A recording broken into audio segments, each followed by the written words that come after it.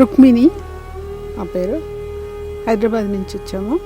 ఎలా అంటే ఇప్పుడు మన ఇంట్లో ఒక్కరుంటేనే చేయడం కష్టం ఇట్లాంటి వాళ్ళకు. అట్లాంటిది ఇంతమందిని ఒక చోట చేర్చి చేసే సేవ చాలా అరుదుగా కనిపిస్తుంది. అసలు ఇంతమందిని ఒక చోట చేర్చి చేయడం అనేది శంకర్ గారు మరి ఆయనకి ఎలా వచ్చిందో థాట్ అయితే తెలియదు మాకు. పూర్వజన సుకృతం, ఆయనకు ఐడియా రావడం, ఆ సేవ చేయడం చాలా మెచ్చుకోదగింది. ఒకసారి చాలా అదనిపిస్తుంది. అనాథలు కదా, ఇప్పుడు ఎవరికో పెట్టడం అంటే వేరు, కానీ అనాథలు పెట్టడం చాలా గొప్ప, వాళ్ళకి సేవ చేయడం గొప్ప. ఇంతమంది మెయింటైన్ చేస్తున్నారు అంటే నిస్వార్థంగా చేస్తున్నారు కాబట్టి సేవ అతనికి వస్తున్నాయి ఇవన్నీ నేను అనుకుంటున్నాను.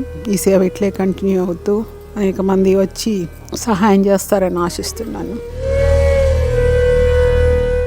అమ్మా నాన్న అనాథ ఆశ్రమంలో జీవిస్తున్న అభాగ్యుల అన్నదానానికై తోచిన సాయం చేసి ఈ నిర్భాగ్యుల ఆకలి తీర్చి వారి కన్నీళ్లు తొడవండి. ఈ అనాథులను కూడా మీ బిడ్డలుగా భావించి వారి ఆకలి తీర్చడంలో భాగంగా బియ్యము, పప్పు, ఉప్పు, నూనె వంటి కిరాణా సామగ్రితో పాటు కూరగాయలను అందజేసి 3 పూటలా జరిగే అన్నదానానికి మీ వంతు సాయం చేసి చేయూతనివ్వండి. పూటకు 600 మందికి అన్నదానం చేయడమంటే ఎంత కష్టమో తెలియంది కాదు.